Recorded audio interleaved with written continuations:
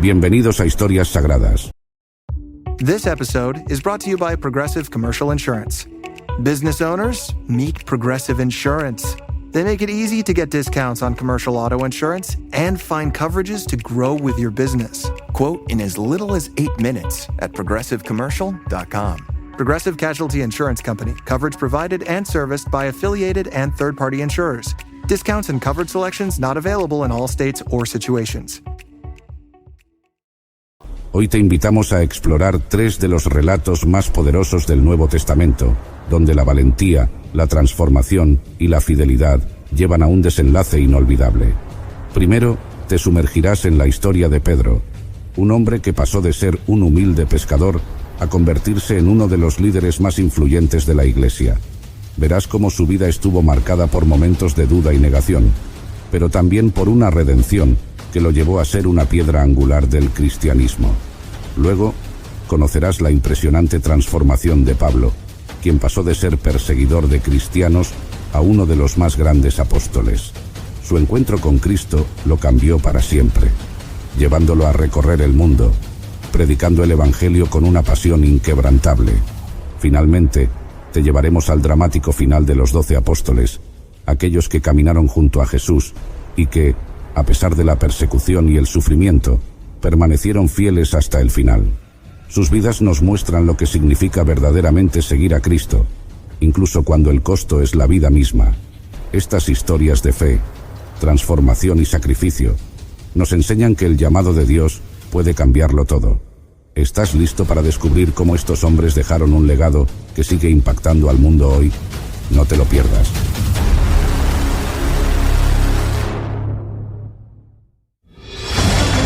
El viento del mar soplaba con una intensidad que sacudía mis pensamientos. Aquella noche, las olas rugían bajo nuestros pies mientras avanzábamos en la barca, luchando contra la tormenta.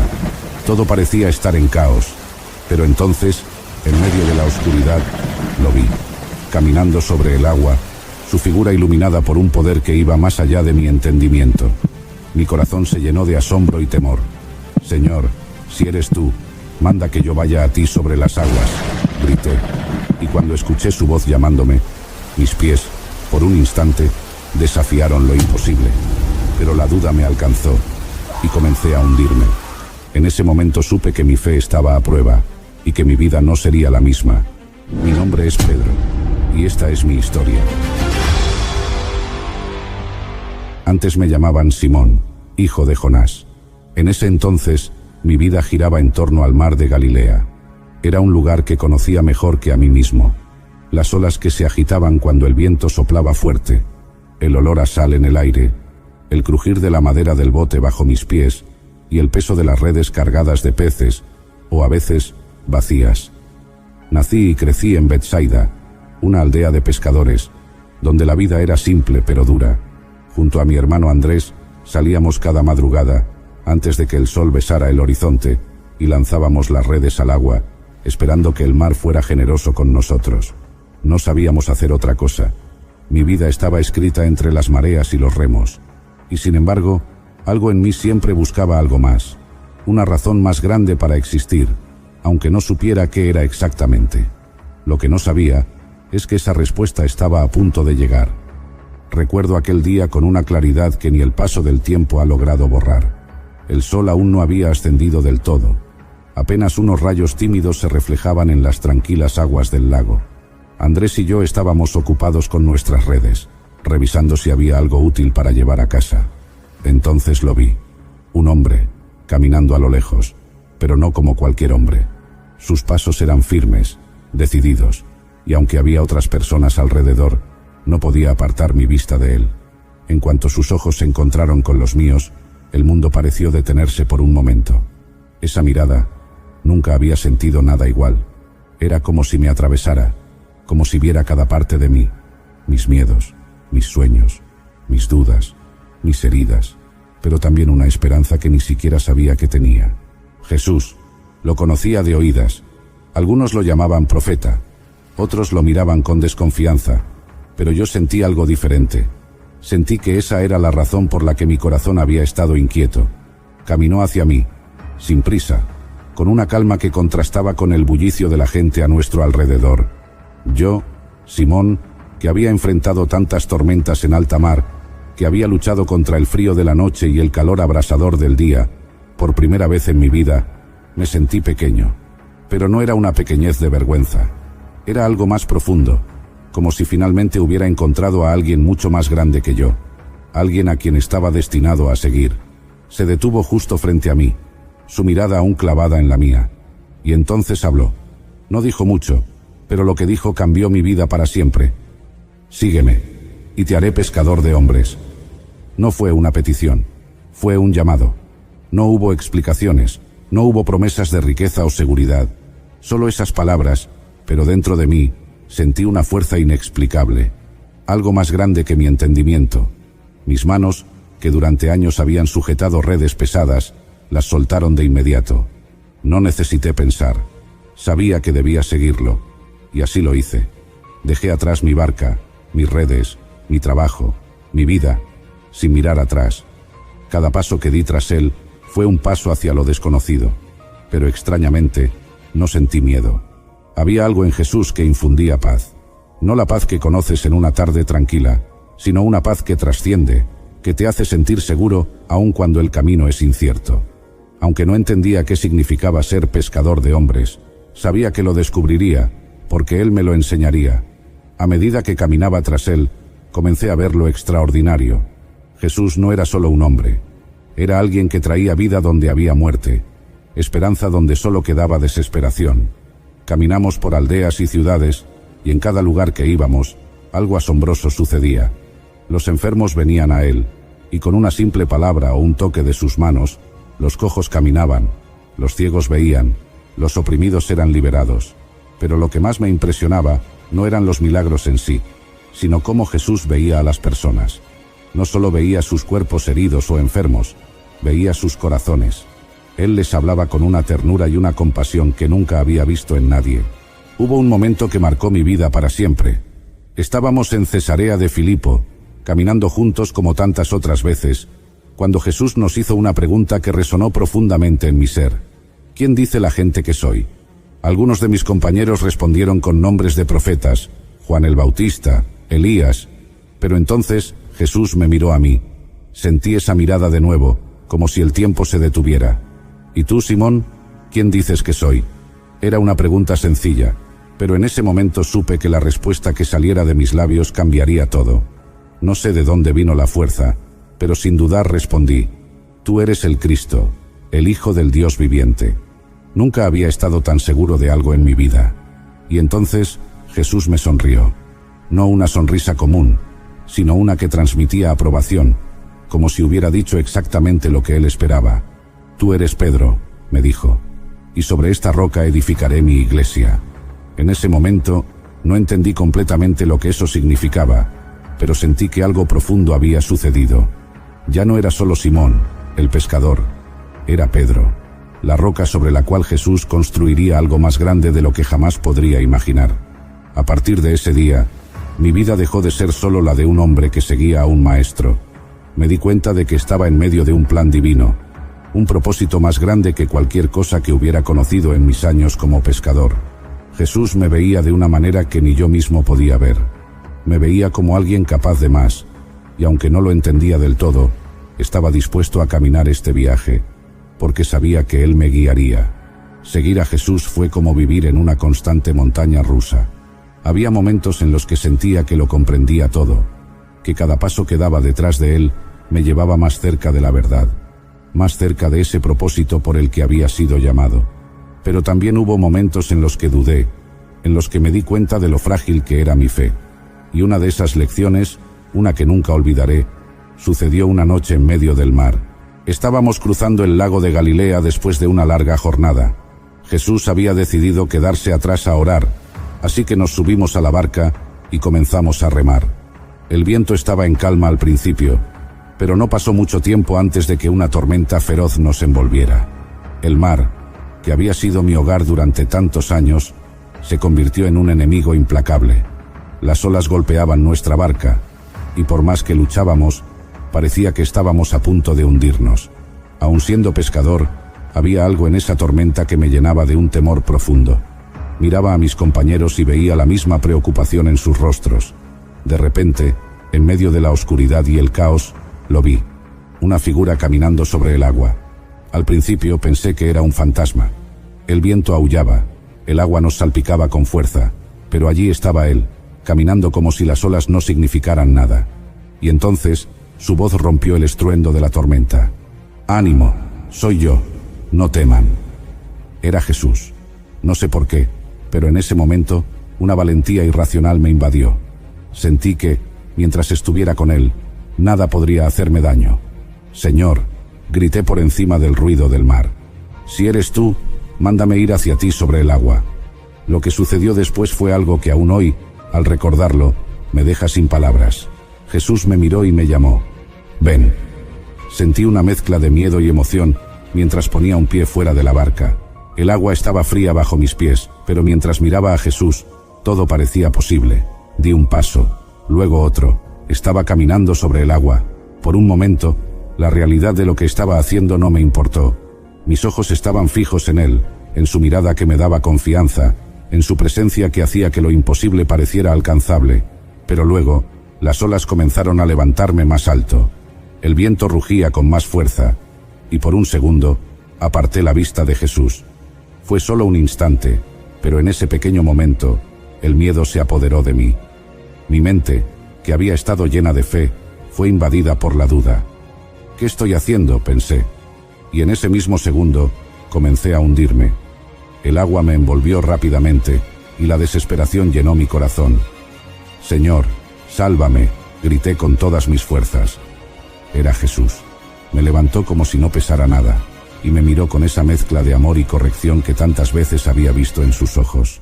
«Hombre de poca fe», dijo suavemente. «¿Por qué dudaste?».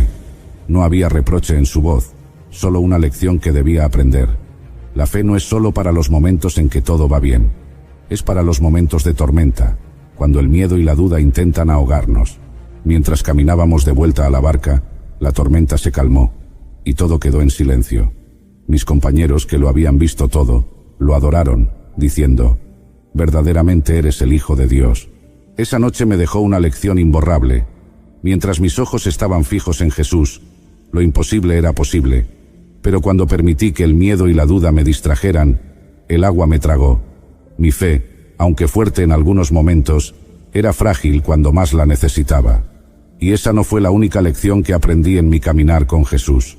Hubo momentos en los que mi entusiasmo me llevó a hablar antes de pensar, como cuando Jesús nos reveló que debía sufrir y morir en Jerusalén. Mi corazón se negó a aceptar eso. ¿Cómo podría ser posible que el Mesías, el Hijo de Dios, sufriera? No entendía que su reino no era como los reinos de este mundo. Así que me acerqué a él y le dije con firmeza: «Nunca, Señor.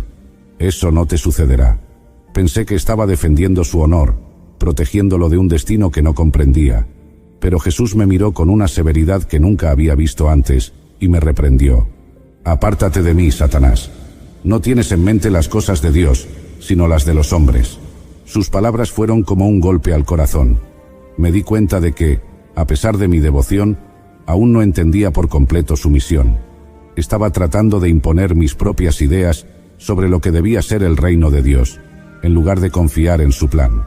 Aquel día aprendí que seguir a Jesús no significaba solo caminar tras él físicamente, sino someter mis pensamientos y mis deseos a la voluntad de Dios, aunque no siempre la entendiera. De todas las cosas que viví al lado de Jesús, nada me marcó tanto como la noche en que lo traicioné. Si cierro los ojos, todavía puedo revivir cada momento, cada palabra que pronuncié, cada mirada que me perforó el alma. Era la víspera del sacrificio de mi maestro, y aunque esa noche no lo entendía del todo, la tensión en el aire era palpable. Estábamos reunidos en la sala donde celebrábamos la Pascua, compartiendo el pan y el vino. Jesús hablaba con una tristeza en su voz que jamás había escuchado antes, una especie de despedida encubierta en cada palabra. Fue entonces cuando, en medio de la cena, se dirigió a mí. La mirada en sus ojos era una mezcla de amor y conocimiento profundo. Sabía algo que yo no sabía. «Simón, Simón», me dijo, con una calma que me inquietaba, «Satanás os ha pedido para zarandearos como a trigo, pero yo he orado por ti, para que tu fe no falle. Y cuando te hayas vuelto a mí, fortalece a tus hermanos. Recuerdo haber sentido una mezcla de confusión y orgullo herido. ¿Zarandearme? ¿Acaso Jesús dudaba de mi lealtad? Le respondí con firmeza, casi con terquedad. Señor, estoy dispuesto a ir contigo tanto a la cárcel como a la muerte. Creía esas palabras con todo mi corazón. En mi mente, no había nada que me pudiera apartar de él. Pero Jesús me miró una vez más, con una tristeza en sus ojos que no comprendí en ese momento, y me dijo: Pedro, te digo que antes de que cante el gallo, me negarás 3 veces. Sus palabras me dejaron helado, pero las ignoré. ¿Cómo podría negar al Mesías, a mi maestro, a quien había visto caminar sobre el agua, resucitar muertos, abrir los ojos de los ciegos? Era inconcebible. Pero entonces llegó la noche más oscura de mi vida. En el jardín de Getsemaní, todo cambió. Jesús fue arrestado, y de pronto, el miedo me invadió. No era miedo a las autoridades ni a los soldados. Era un miedo más profundo. Un miedo a perder todo lo que había conocido en esos últimos 3 años. Jesús, el que calmaba las tormentas, el que expulsaba demonios, el que traía vida, ahora estaba siendo llevado como un cordero al matadero. Mis piernas temblaban, y por primera vez en mi vida, no sabía qué hacer. Seguí a la distancia mientras lo llevaban ante el sumo sacerdote. Mi corazón estaba dividido entre el deseo de permanecer cerca de él. I turned off news altogether. I hate to say it, but I don't trust much of anything. It's the rage bait. It feels like it's trying to divide people. If we got clear facts, maybe we can calm down a little. NBC News brings you clear reporting. Let's meet at the facts. Let's move forward from there. NBC News, reporting for America. Once upon a mundane morning, Barb's day got busy without warning. A realtor in need of an open house sign. No, 50 of them, and designed before 9. My head hurts. Any mighty tools to help with his plight? Aha! Barb made her move. She opened Canva and got in the groove. Bulk creating Canva sheets. Create 50 signs fit for suburban streets. Done in a click, all complete. Sweet! Now, imagine what your dreams can become when you put imagination to work at canva.com. Y el miedo que empezaba a apoderarse de mi mente. Me escondí en las sombras mientras lo llevaban al juicio. No quería ser visto, pero tampoco podía soportar alejarme. Me quedé en el patio, rodeado de gente.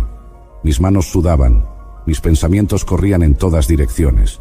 Y entonces, sucedió lo que jamás pensé que sucedería. Una sirvienta me miró fijamente. Podía ver en sus ojos que me reconocía. «Tú también estabas con él», dijo, señalándome. El corazón me dio un vuelco. En ese instante, el miedo tomó control de mi lengua antes de que pudiera detenerme. Las palabras salieron de mi boca sin pensarlo. No lo conozco. Inmediatamente supe lo que había hecho, pero no podía volver atrás. Fue una mentira, pero me dio un respiro momentáneo. Sin embargo, el alivio duró poco. Minutos después, otro hombre me señaló. «Tú también eres uno de ellos». Sentí cómo la tensión aumentaba. El calor subía en mi cuerpo. Y de nuevo, negué con rapidez, casi sin pensarlo. No soy uno de ellos. Mi corazón estaba acelerado. Mi mente estaba llena de confusión. El miedo me dominaba por completo. Pero no terminó ahí. Un tercer hombre, mirándome fijamente, dijo: «Ciertamente, tú también eres uno de ellos. Tu manera de hablar te delata». Sabía que era verdad, pero el miedo a ser arrestado, el miedo a lo desconocido, era demasiado para mí. Esta vez, negué con más vehemencia, incluso jurando: «No conozco a ese hombre». Fue en ese momento cuando escuché el sonido que me partiría el alma. El gallo cantó. El tiempo pareció detenerse. En medio del bullicio, del frío de la noche, del fuego chispeante en el patio, escuché ese sonido penetrante. Y entonces, como si todo el peso del cielo cayera sobre mí, recordé las palabras de Jesús. Sentí que el aire me faltaba, mi pecho se apretaba, y las lágrimas llenaron mis ojos antes de poder detenerlas. Pero lo que realmente me rompió fue lo que sucedió después. Jesús, desde donde estaba siendo juzgado, me miró. Sus ojos, los mismos ojos que habían visto mi potencial, los mismos ojos que me habían llamado cuando era un simple pescador, ahora me miraban con una mezcla de dolor y comprensión. Sabía lo que había hecho. y yo también. Sin poder soportar el peso de mi traición, corrí. Corrí tan rápido como mis pies me lo permitieron. Me alejé de todo, de la escena, de la gente, pero no podía escapar de lo que acababa de hacer. Me escondí en la oscuridad y lloré amargamente. No podía creerlo. Yo, Pedro, la Roca, había traicionado a mi Señor, a mi amigo, a mi Salvador. Las lágrimas no cesaban, y el dolor que sentía en mi corazón era más profundo que cualquier herida física. Me había convertido en aquello que más despreciaba, un traidor. Los días que siguieron fueron una neblina de dolor y arrepentimiento. Jesús fue crucificado, y con él sentí que moría también mi esperanza. ¿Cómo podría seguir adelante sabiendo que en su hora más oscura lo había negado? Mi corazón estaba destrozado. Mis compañeros también estaban desconsolados, pero ellos no llevaban la carga de una traición tan grande como la mía. La culpa me consumía. Pero entonces ocurrió el milagro. Jesús no se quedó en la tumba. 3 días después, resucitó. Cuando las mujeres vinieron corriendo a decirnos que la tumba estaba vacía, mi corazón saltó, pero la culpa me detuvo. Aunque él había vencido a la muerte, ¿podría perdonarme a mí?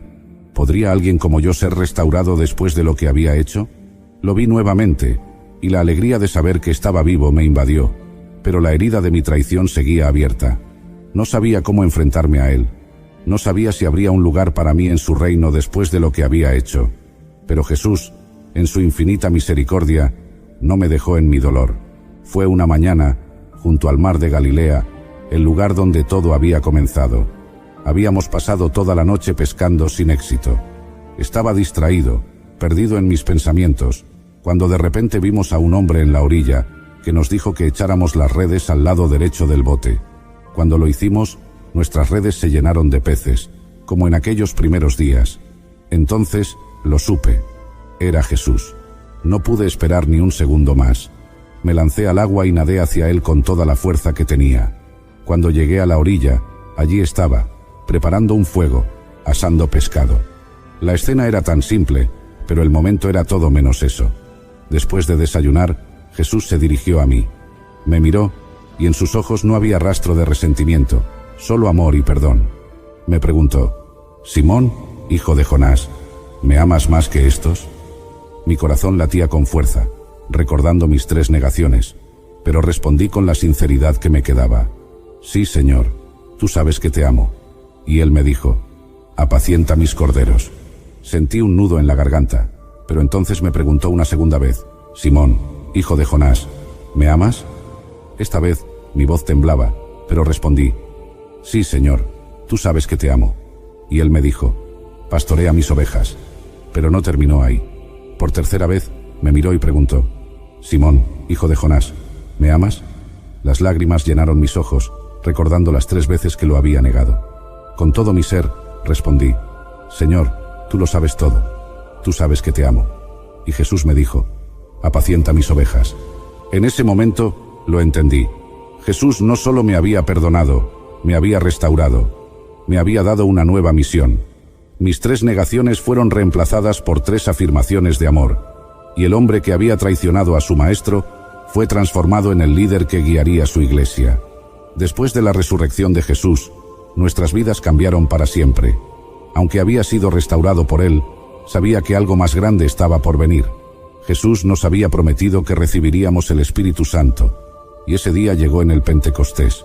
Estábamos reunidos, alrededor de 120 de nosotros, esperando en obediencia. De repente, un sonido como el de un viento impetuoso llenó la casa, y lenguas de fuego se posaron sobre cada uno de nosotros. Fue el Espíritu Santo, y en ese momento, una nueva fuerza nos invadió. Comenzamos a hablar en otros idiomas, y las multitudes que habían venido a Jerusalén desde diferentes naciones nos entendían. Estaban atónitos. Algunos pensaron que estábamos borrachos, pero me levanté, lleno de valentía, y comencé a hablarles. Expliqué que lo que veían era el cumplimiento de la profecía, que Jesús, el Mesías, había muerto y resucitado, y que ahora él ofrecía perdón y vida eterna a todos los que creyeran en su nombre. Mi corazón ardía mientras hablaba, y el poder de Dios se manifestó de una manera increíble. Ese día, alrededor de 3000 personas fueron bautizadas. Fue el comienzo de la iglesia, y yo, Pedro, el hombre que había negado a su Señor, fui usado para guiar a su pueblo. A partir de ese momento, el mensaje del Evangelio se extendió por todas partes. Aunque la persecución no tardó en llegar, el Espíritu Santo nos dio el valor para enfrentarla. Fui encarcelado varias veces, pero nunca me rendí. Dios mismo envió un ángel para liberarme de las cadenas en una ocasión, mostrando que su obra no podía ser detenida por ningún poder terrenal. Viajé a Roma, el centro del imperio, donde el Evangelio también floreció. Pero allí, el final de mi vida terrenal se acercaba. Fui arrestado y condenado a muerte, y cuando llegó el momento de mi crucifixión, pedí ser colgado de cabeza. No me consideraba digno de morir de la misma manera que mi Señor. Mi vida terminó en la cruz, pero el legado de la iglesia que Jesús edificó sobre la roca sigue hasta hoy. No fui perfecto, pero fui transformado por su gracia. Fui un pescador, llamado a ser pescador de hombres, capacitado por el Espíritu de Dios para proclamar su verdad hasta el fin. ¿Cuál era el aguijón de Pablo?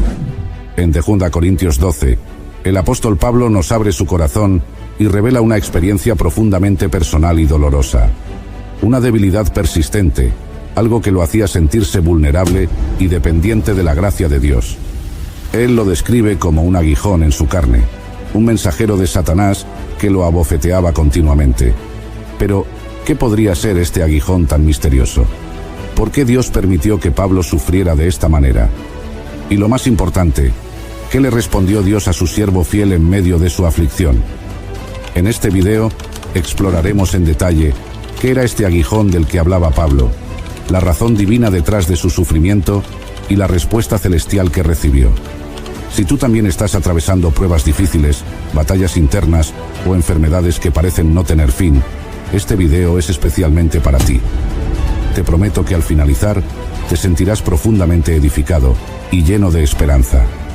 Así que, bienvenidos a nuestro canal Historias Sagradas, donde desentrañamos los misterios de la Biblia y encontramos respuestas y aliento en la palabra de Dios.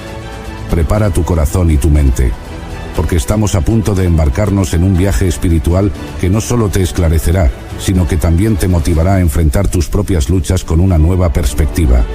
Comencemos. Para comprender mejor el mensaje de este video, es esencial que primero leamos el pasaje completo de 2 Corintios 12. Pablo escribe: «Y para que la grandeza de las revelaciones no me exaltase desmedidamente, me fue dado un aguijón en mi carne, un mensajero de Satanás que me abofetee, para que no me enaltezca sobremanera. Respecto a lo cual 3 veces he rogado al Señor que lo quite de mí. Y me ha dicho: bástate mi gracia, porque mi poder se perfecciona en la debilidad». Cuando Pablo habla de un aguijón en su carne, está evocando una imagen poderosa y dolorosa. Un aguijón puede entenderse como una espina que penetra la piel, o como una espuela usada por los jinetes para controlar a sus caballos. En el caso de Pablo, su aguijón parece haber sido una aflicción significativa, algo que le causaba gran molestia y sufrimiento. Él incluso describe esta experiencia como si fuera un abofeteo constante en su carne, una tormenta incesante que lo debilitaba. Pablo rogó 3 veces al Señor para que le quitara esta carga, pero la respuesta que recibió fue reveladora: bástate mi gracia, porque mi poder se perfecciona en la debilidad. Aquí, Dios le estaba enseñando a Pablo, y a todos nosotros, una lección profunda sobre la dependencia divina y la fortaleza en medio de la debilidad. Antes de desvelar lo que podría haber sido este misterioso aguijón en la vida de Pablo, quiero invitarte a reflexionar conmigo sobre 3 aspectos importantes que este pasaje destaca.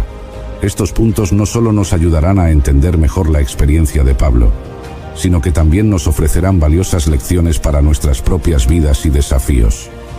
En primer lugar, es crucial entender que Pablo describe este aguijón como un ataque del enemigo, un mensajero de Satanás, pero también aclara que fue permitido por Dios con un propósito especial. A primera vista, esto puede parecer una contradicción, pero en realidad no lo es. A veces, nos encontramos bajo ataque del enemigo, enfrentando pruebas, enfermedades o asechanzas, y aunque estos desafíos provienen del maligno, Dios permite que ocurran con un propósito mayor. Consideremos el caso de Job. No fue Dios quien le quitó sus pertenencias, ni le envió la enfermedad a su cuerpo, sino Satanás. Sin embargo, Dios permitió que Job enfrentara estas pruebas para glorificarse a través de su fidelidad y para elevarlo a un nuevo nivel de revelación sobre quién es Dios. Mis queridos hermanos, es fundamental distinguir entre las pruebas que Dios envía y las que Él permite. Esta distinción puede cambiar por completo nuestra perspectiva sobre el sufrimiento y las dificultades que enfrentamos.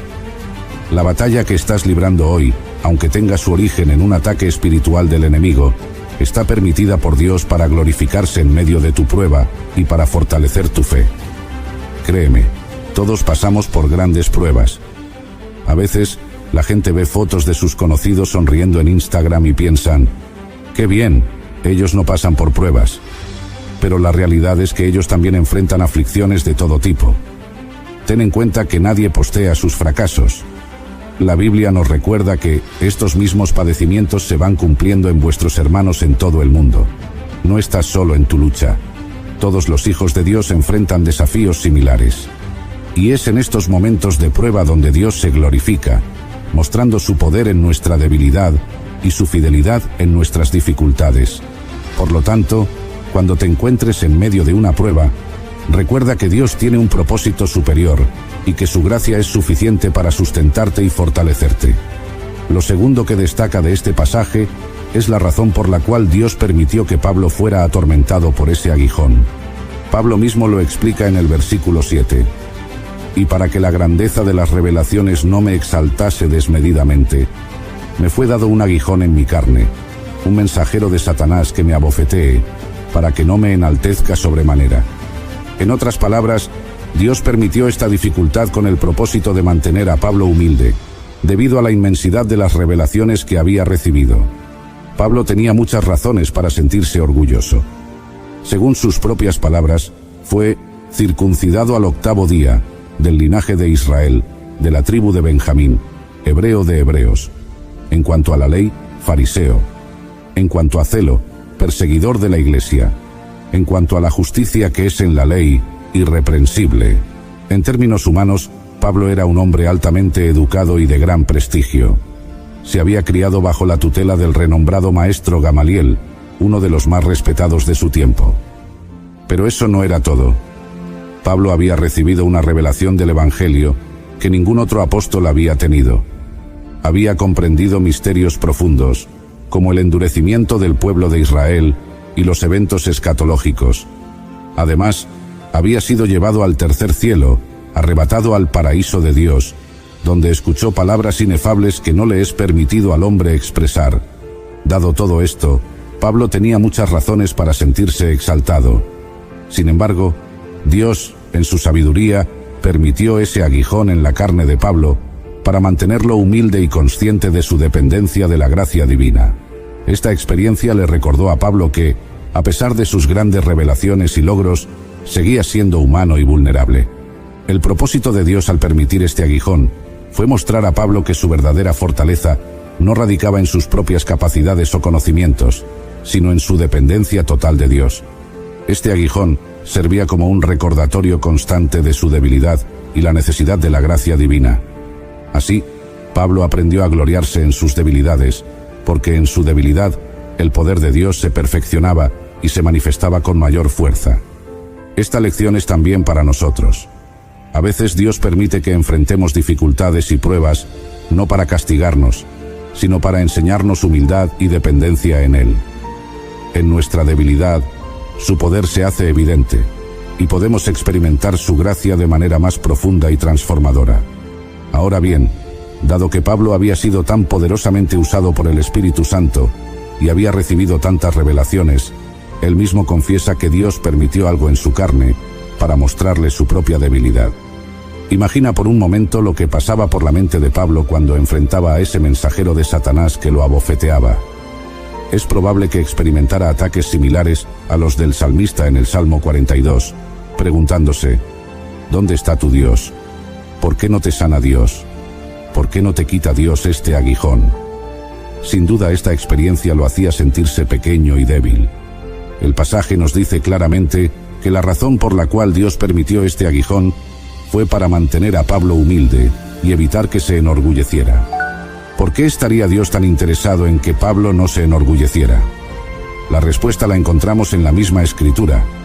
La Biblia enseña que Jehová es excelso y atiende al humilde, mas al altivo mira de lejos. A Dios no le agrada trabajar con los orgullosos, ni con aquellos que tienen un gran ego. Dios no utiliza a los superhombres, sino a aquellos que se humillan bajo su poderosa mano. Este principio es una constante en la Biblia. Cada persona que Dios usó pasó primero por un proceso de quebrantamiento destinado a romper su orgullo o vanagloria humana, porque al humilde es a quien Dios exalta. Tomemos por ejemplo a José. ¿Cuánto quebrantamiento tuvo que pasar antes de llegar a ser el gobernador de Egipto? O consideremos a Moisés, quien pasó 40 años en el desierto como un humilde pastor de ovejas. Fue solo cuando Moisés pensaba que era un don nadie, que no podía ser usado por Dios y que incluso se había olvidado de cómo hablar correctamente, que Dios lo llamó para usarlo con poder durante otros 40 años. Este proceso de humildad es esencial para el propósito de Dios. No es que Dios disfrute vernos pasar por dificultades, sino que Él entiende que la verdadera grandeza en el reino de Dios viene a través de la humildad y la dependencia total de Él. La historia de Pablo, José, Moisés y muchos otros en la Biblia nos muestra que el camino a la exaltación y al poder espiritual genuino siempre pasa por el valle de la humildad y el quebrantamiento. Así, cuando enfrentamos nuestras propias pruebas y debilidades, podemos recordar que Dios tiene un propósito superior. Nos está moldeando, preparándonos y fortaleciendo para cumplir su voluntad de maneras que quizás no podamos entender en el momento. Pero podemos tener la confianza de que, a través de nuestra debilidad, su poder se perfecciona y a través de nuestra humildad, su gloria se manifiesta. Mis hermanos amados, a mí me da una tristeza tremenda cuando veo personas que Dios comienza a usar y se llenan de orgullo. Se creen pavos reales, los súper ungidos, y empiezan a exigir los mejores hoteles cuando viajan, las mejores ofrendas, y hablan con arrogancia, como si fueran superestrellas. Pero esa actitud, queridos hermanos, es algo que Dios aborrece profundamente. Algunos cristianos ven a los ministros, adoradores, pastores y youtubers y piensan que son personas grandes e intachables. La realidad, sin embargo, es muy distinta. Somos gente pequeña, llena de defectos y debilidades, que depende de la gracia de Dios para permanecer en pie cada día. Hemos comprendido que la clave para que Dios continúe usándonos está en la humildad, pero aún más importante que ser usados por Él es ser aprobados por Él. Pablo fue abofeteado por esta prueba para recordarle que, aunque fuera muy usado por Dios, seguía siendo un humano vulnerable, sujeto a padecimientos y debilidades. Este recordatorio constante le ayudaba a mantenerse humilde y dependiente de la gracia divina. Dios está más interesado en nuestro bienestar a largo plazo y en la salud de nuestra alma que en la comodidad temporal de nuestro cuerpo. Él hará lo que sea necesario para mantenernos humildes y sometidos a su voluntad. En lugar de esperar a que Dios nos humille a través de pruebas difíciles, debemos humillarnos a nosotros mismos delante de Él. Es mejor reconocer nuestra pequeñez y nuestra necesidad de su gracia ahora, que pasar por un proceso doloroso que nos recuerde cuán pequeños realmente somos. Así que, mis queridos hermanos, busquemos siempre la humildad. Mantengámonos dependientes de la gracia de Dios, reconociendo que cualquier éxito o habilidad que tengamos proviene de Él y no de nosotros mismos. Al hacerlo, no solo seremos más efectivos en nuestro servicio, sino que también seremos aprobados y bendecidos por nuestro Padre Celestial, quien exalta a los humildes y resiste a los orgullosos. Lo tercero que observamos en este pasaje es la respuesta de Dios a la ferviente petición de Pablo. El apóstol confiesa que rogó a Dios en 3 ocasiones distintas, quizás separadas por varios años o algún tiempo, para que le quitara aquel aguijón. Sin embargo, la respuesta divina fue: «Bástate mi gracia, porque mi poder se perfecciona en la debilidad». Pero, ¿qué significa realmente esta respuesta de Dios? ¿Acaso Dios no quiere liberarnos de nuestras pruebas? La verdad es que toda batalla que tú y yo enfrentamos tiene una fecha de caducidad. Dios tiene un momento final marcado para cada situación. A veces, Dios obra de inmediato, pero otras veces espera, como en el caso de Lázaro de Betania, donde permitió que la situación empeorara para entonces glorificarse aún más. En otras ocasiones, permite que la prueba se prolongue hasta que hayamos aprendido la lección que Él desea enseñarnos.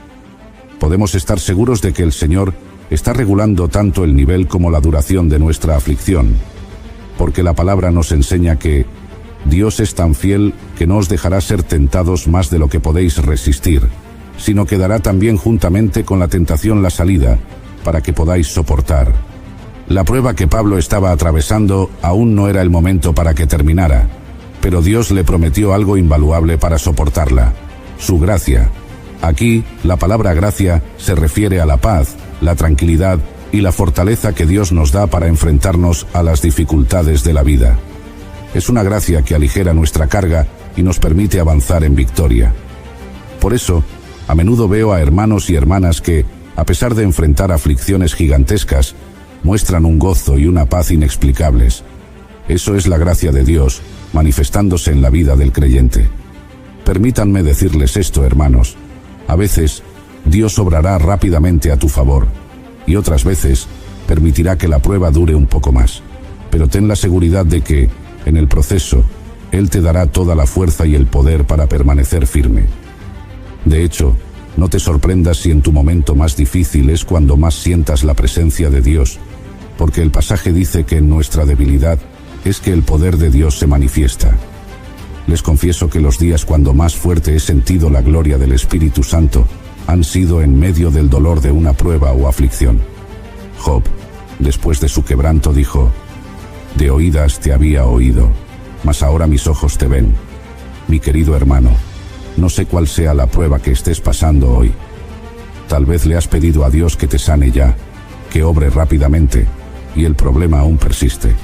Pero déjame decirte que el Señor te va a dar toda la fuerza para permanecer firme, porque Él ha prometido: cuando pases por las aguas, yo estaré contigo, y si por los ríos, no te anegarán. Cuando pases por el fuego, no te quemarás, ni la llama arderá en ti. A veces, Dios no quitará las espinas del camino, pero te dará calzado para caminar sobre ellas. A veces, no calmará la tempestad inmediatamente, pero te dará poder para caminar sobre las olas. Nuestro Dios nos fortalecerá y nos dará todo su poder hasta que finalmente superemos esa prueba y salgamos adelante, porque Él está marcando los tiempos según su perfecta soberanía. Entonces, ¿cuál era el aguijón de Pablo? Muchos se han preguntado cuál sería ese aguijón del apóstol. Algunas teorías dicen que Pablo sufría de epilepsia, migrañas, convulsiones, problemas del habla y hasta tormentos sobre el pasado de parte de un demonio. La verdad que la Biblia no dice claramente cuál era el aguijón de Pablo, pero les quiero dar mi opinión personal al respecto. Y note que digo que es mi opinión porque me gusta diferenciar siempre lo que la Biblia dice y enseña con claridad y lo que es mi opinión o deducción sobre algún asunto. Yo antes pensaba que el aguijón era un ataque a la consciencia de Pablo, o sea, recuerdos de su vida pasada como cuando estuvo en el apedreamiento de Esteban. Sin embargo, después de estudiar el tema, encuentro que numerosas veces el apóstol dijo que tenía su conciencia limpia. Por ejemplo, en Hechos 23:1, Pablo dijo: varones hermanos, yo con toda buena conciencia he vivido delante de Dios hasta el día de hoy. Luego dijo en 1 Corintios 4:4, de nada tengo mala conciencia. Y finalmente a Timoteo le dijo así: doy gracias a Dios, al cual sirvo desde mis mayores con limpia conciencia. Así que no creo que Pablo tuviera ataques a su conciencia por errores del pasado. El aguijón de Pablo yo creo que era algún problema de la visión, alguna enfermedad en sus ojos que no le permitía ver totalmente bien, pero que sobre todo era vergonzoso. Y no creo que fuera por la ocasión cuando vio a Jesús y quedó ciego, ya que en el libro de los Hechos se dice claramente que recibió la vista cuando un discípulo llamado Ananías oró por él.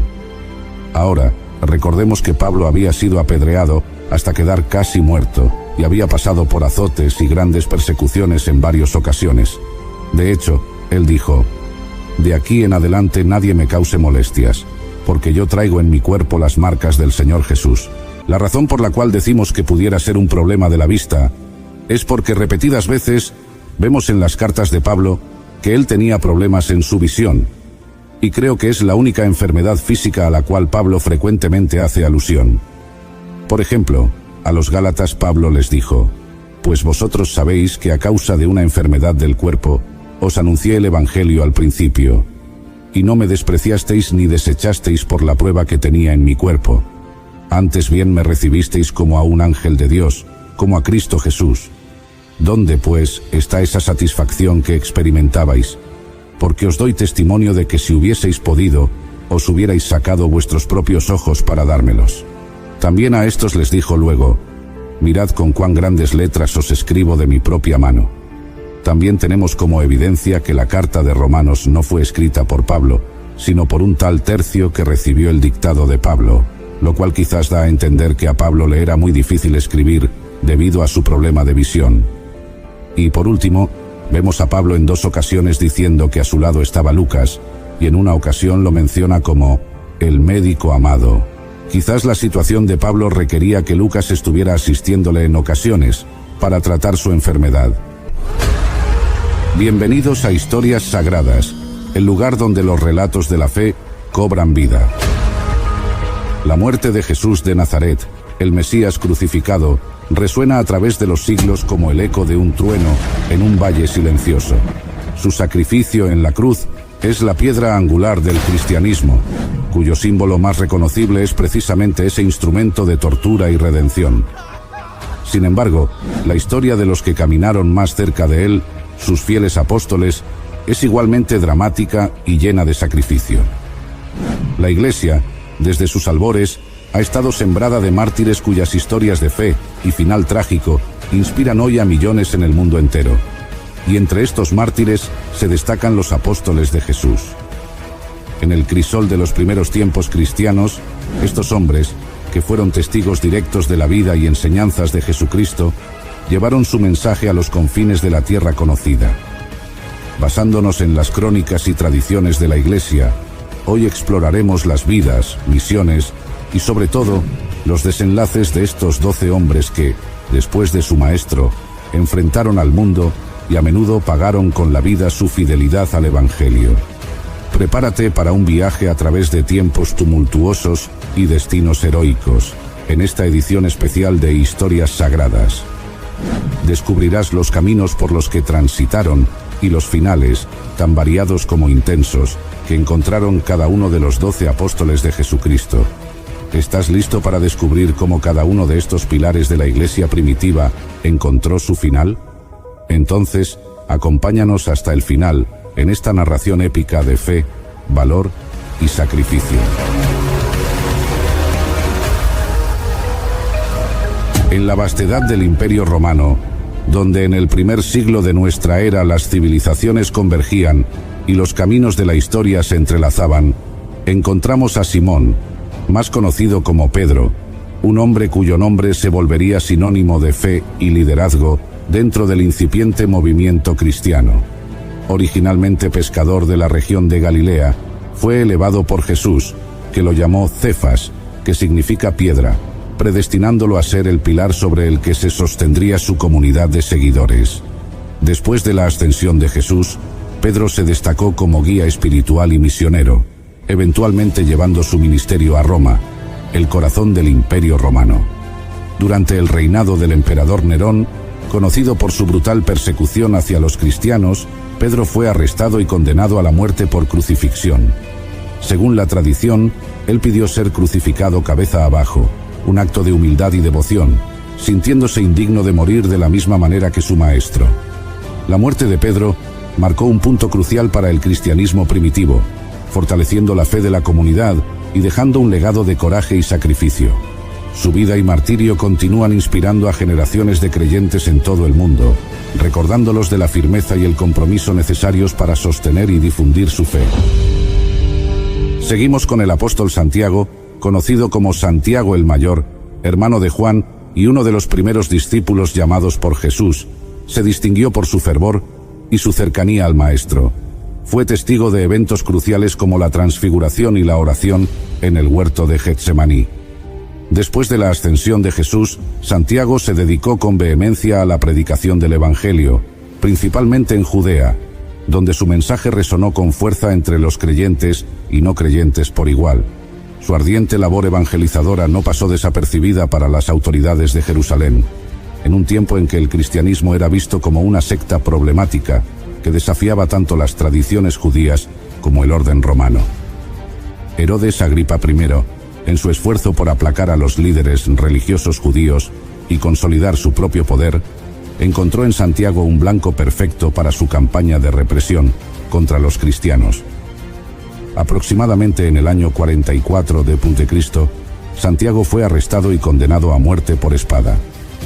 Esta forma de ejecución, reservada habitualmente para los criminales de alta traición, refleja la gravedad con que se consideraba su delito de proclamar a Jesús como el Mesías. Santiago, por tanto, ostenta el trágico honor de ser el primer apóstol en alcanzar el martirio, un testimonio de su inquebrantable devoción y valentía. La muerte de Santiago marcó profundamente a la comunidad cristiana primitiva, reafirmando tanto la seriedad de su misión como el peligro que conllevaba. Su sacrificio no solo consolidó la fe de muchos, sino que también simbolizó el inicio de una era de persecuciones que, lejos de extinguir el nuevo movimiento, sembraron las semillas para su crecimiento y expansión por todo el imperio. Su legado perdura como un ejemplo de la pasión y el sacrificio que define a los verdaderos líderes y mártires de la fe. Continuamos con Andrés, el misionero de las tierras lejanas, hermano de Simón Pedro y uno de los primeros seguidores de Jesús. Es conocido por su papel como un incansable misionero, llevando el mensaje del Evangelio más allá de las fronteras de Judea, hacia regiones que incluyen lo que hoy conocemos como Grecia y posiblemente partes de la actual Rusia y Turquía. Se dice que Andrés tenía un profundo deseo de llevar las buenas nuevas a aquellos que nunca habían escuchado hablar de Cristo. Su labor misionera lo llevó finalmente a Patras, en la actual Grecia, donde continuó predicando el Evangelio con gran fervor. Sin embargo, la resistencia a su mensaje era fuerte en algunas áreas, particularmente entre aquellos que veían en el cristianismo una amenaza a sus tradiciones y autoridades locales. Fue en Patras donde Andrés enfrentó la hostilidad final que pondría a prueba su fe hasta el extremo. Según las tradiciones más aceptadas, Andrés fue condenado a morir en una cruz en forma de X, conocida como la Cruz de San Andrés, en honor a su martirio. Se cuenta que fue crucificado en esta cruz y que durante su prolongado sufrimiento continuó predicando a aquellos que se habían reunido para ver su ejecución. Este acto de fe inquebrantable ante la muerte resuena como un poderoso testimonio de su devoción a la enseñanza de Cristo. La muerte de Andrés no fue el fin de su influencia. Por el contrario, se convirtió en un símbolo de evangelización y sacrificio. Su historia de vida y su martirio han inspirado a incontables creyentes en todo el mundo, fortaleciendo la expansión del cristianismo a través de Europa y más allá, y dejando un legado duradero que continúa movilizando a las generaciones futuras hacia la fe y la perseverancia en la adversidad.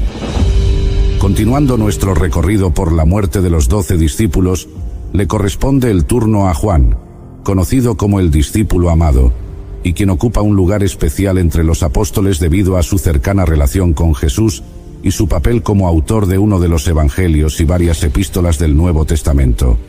A diferencia de muchos de sus compañeros apóstoles, la tradición sostiene que Juan no murió mártir, sino que vivió hasta una edad avanzada, continuando su labor pastoral y teológica. Su influencia se extendió profundamente en la comunidad cristiana, especialmente en Éfeso, donde se cree que pasó sus últimos años. Según relatos históricos, Juan enfrentó la persecución bajo el emperador romano Domiciano. Fue arrestado y llevado a Roma, donde, según una tradición, fue sumergido en aceite hirviendo, pero milagrosamente salió ileso. Posteriormente, fue exiliado a la isla de Patmos, donde se dice que recibió las visiones que plasmó en el libro del Apocalipsis, una obra que ofrece una visión profética y esperanzadora del triunfo final del bien sobre el mal. Juan regresó de Patmos después de la muerte de Domiciano, continuando su obra de liderazgo y enseñanza en Éfeso hasta su fallecimiento.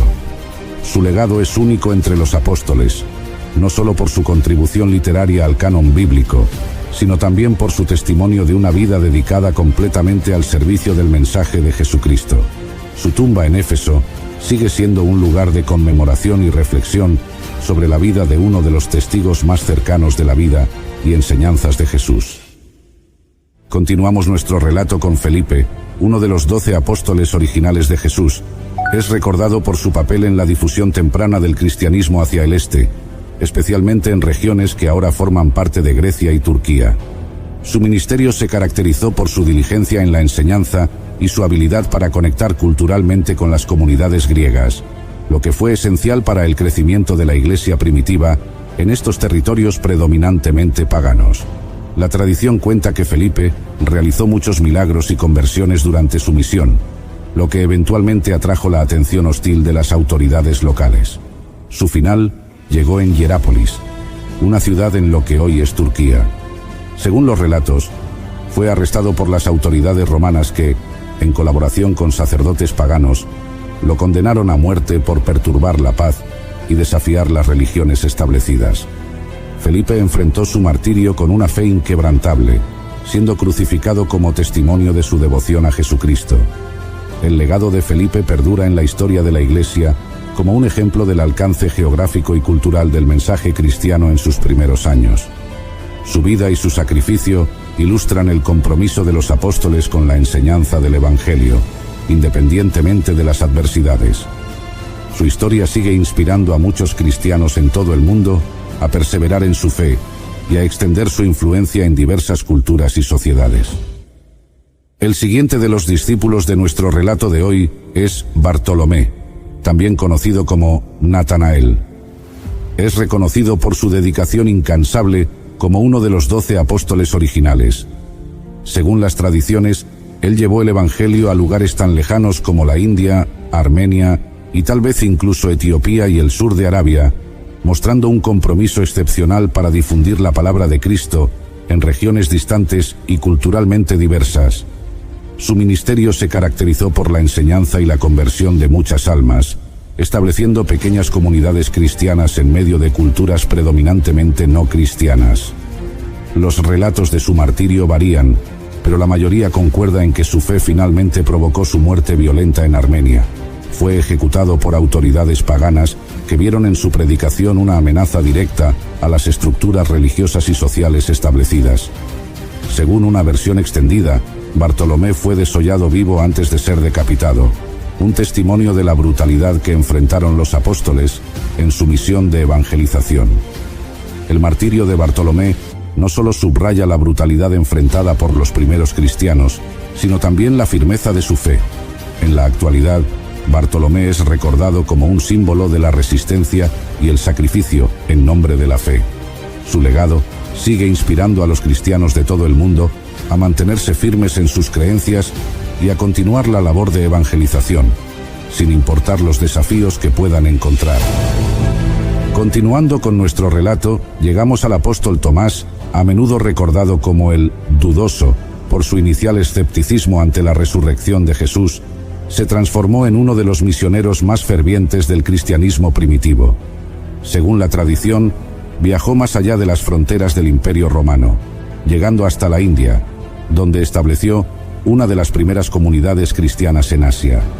Su ministerio en tierras extranjeras demostró su compromiso y valentía, superando su duda inicial para convertirse en un testigo audaz del Evangelio. La tradición narra que Tomás fue muy bien recibido por las comunidades locales en India, donde predicó y realizó numerosos milagros, ganándose el respeto y la devoción de muchos seguidores nativos. Sin embargo, su éxito en la conversión de los locales atrajo la ira de las autoridades y sacerdotes paganos, quienes eventualmente lo martirizaron. Según los relatos más aceptados, Tomás fue asesinado con una lanza, convirtiéndose en mártir por su fe inquebrantable. El legado de Tomás es especialmente significativo en India, donde la Iglesia de Tomás sigue siendo una parte vital del cristianismo en la región. Su historia es un poderoso recordatorio de cómo la duda puede transformarse en una fe profunda y efectiva, capaz de cruzar océanos y cambiar corazones. Tomás es venerado no solo por su sacrificio, sino también por su rol en la expansión del cristianismo hacia el este, demostrando que la fe puede florecer en cualquier parte del mundo. En nuestro relato de hoy, llegamos a la historia de Mateo, conocido también como Leví, quien comenzó su camino no como un líder espiritual, sino como recaudador de impuestos para el Imperio Romano, una profesión despreciada por muchos en su comunidad por considerarse colaboracionista y corrupta. Sin embargo, su encuentro con Jesús fue transformador, llevándolo a abandonar su antigua vida para seguir al Maestro y eventualmente escribir uno de los evangelios que relata extensamente la vida y enseñanzas de Cristo. Como apóstol, Mateo dedicó su vida a la enseñanza y difusión del evangelio, utilizando su conocimiento del mundo judío y sus habilidades literarias para conectar con un público amplio y diverso. Se cree que su ministerio lo llevó a regiones como Etiopía y tal vez más allá, donde trabajó incansablemente para establecer comunidades cristianas entre gentes de distintas culturas y creencias. La tradición sobre su martirio no es uniforme, pero muchas fuentes sostienen que Mateo murió como mártir. Una versión relata que fue asesinado con una espada en una ciudad no especificada, mientras que otras sugieren diferentes formas de ejecución. A pesar de las incertidumbres sobre su final, lo que perdura es la imagen de Mateo como un hombre que pasó de ser recaudador de impuestos a evangelista, un testimonio poderoso del cambio radical que puede provocar el encuentro con Jesús. Su legado sigue siendo un faro de esperanza y transformación para todos aquellos que buscan redención y un nuevo propósito en la vida. Nuestro siguiente personaje es Santiago el Menor, también conocido como Santiago el Justo. Era conocido por su vida ejemplar y su profundo compromiso con la fe cristiana. Se distingue de Santiago el Mayor por su relación más cercana a Jesús, tradicionalmente identificado como uno de sus hermanos o parientes cercanos. Se convirtió en una figura central en la Iglesia de Jerusalén, liderando la comunidad con sabiduría y una firme adhesión a las enseñanzas de Jesús. Su influencia como líder fue tan significativa que se le atribuye la autoría de la Epístola de Santiago en el Nuevo Testamento, en la que aboga por una fe que se manifieste a través de obras, destacando la importancia de la justicia y la rectitud. Bajo su guía, la Iglesia de Jerusalén floreció, convirtiéndose en un modelo de conducta cristiana y compromiso comunitario. La muerte de Santiago el Menor también fue marcada por su fe inquebrantable. Según los relatos históricos, fue martirizado en Jerusalén alrededor del año 62 después de Cristo, fue arrojado desde lo alto del templo por negarse a renegar de su fe en Cristo, y luego apedreado y golpeado hasta la muerte. Santiago el Menor es venerado como un modelo de piedad y justicia, y su vida y martirio resaltan el poder de la fe vivida con integridad y valor frente a la adversidad más extrema. Ya estamos llegando al final de nuestro relato, y en nuestro listado de hoy están también Simón el Celote y Judas Tadeo, dos figuras entre los apóstoles que a menudo se encuentran juntas en las tradiciones de la Iglesia. Simón y Judas compartieron un fervor común en su misión de llevar el Evangelio más allá de las fronteras judías. Simón, conocido por su ardiente celo, y Judas, también llamado Lebeo o Tadeo, se destacaron por su dedicación en propagar la fe en territorios distantes, incluyendo partes de Mesopotamia y Persia. La tradición sostiene que ambos apóstoles trabajaron juntos en su misión evangelizadora, enfrentando retos culturales y religiosos significativos al llevar el cristianismo a regiones dominadas por creencias paganas y zoroástricas. Su colaboración es emblemática de la hermandad y el esfuerzo conjunto que caracterizó a los primeros misioneros cristianos. A lo largo de su ministerio, se dice que realizaron numerosos milagros y conversiones, estableciendo las bases de comunidades cristianas que perdurarían a lo largo de los siglos. Según las narraciones más aceptadas, tanto Simón como Judas Tadeo encontraron el martirio en Persia. Simón habría sido aserrado en dos, mientras que Judas Tadeo fue muerto a hachazos. Estas muertes violentas subrayan la hostilidad y el peligro que enfrentaron, pero también su inquebrantable compromiso con su misión de difundir el mensaje de salvación de Jesucristo. Su final trágico no fue en vano. Sirvió para cimentar aún más las raíces del cristianismo en esas tierras. El legado de Simón el Celote y Judas Tadeo sigue vivo en la memoria de la Iglesia como ejemplos de valor, dedicación y el sacrificio supremo en nombre de la fe. Son venerados no solo por su martirio, sino también por su papel crucial en la expansión del cristianismo hacia el este, demostrando que la fe en Cristo puede trascender cualquier barrera cultural o geográfica. su historia continúa inspirando a creyentes en todo el mundo a perseverar en sus propios caminos de fe, sin importar los desafíos que puedan enfrentar. Y cerrando este listado, mencionamos también a Judas Iscariote, conocido trágicamente por su papel en la traición a Jesucristo. Es una figura que evoca profunda reflexión en la narrativa cristiana. Si bien fue uno de los 12 apóstoles originales, su decisión de entregar a Jesús a las autoridades romanas por 30 piezas de plata lo distingue de manera sombría en la historia del cristianismo. Este acto de traición llevó a su posterior arrepentimiento y a su trágico fin, ahorcándose en un acto de desesperación. La historia de Judas Iscariote sirve como un recordatorio sombrío de las complejidades del corazón humano y las consecuencias devastadoras del pecado y el remordimiento en la saga de la redención humana.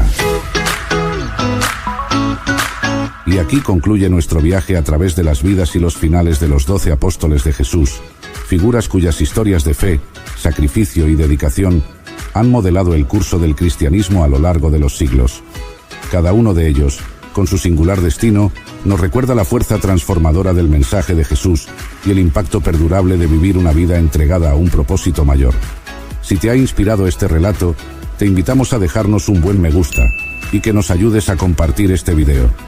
No olvides suscribirte a nuestro canal Historias Sagradas, si no lo has hecho, para disfrutar de más narraciones que exploran las profundidades de la fe y el poder de las historias que han formado nuestro mundo. Tu apoyo nos ayuda a continuar descubriendo y compartiendo estos relatos eternos. Gracias por acompañarnos. Hasta la próxima. Bendiciones.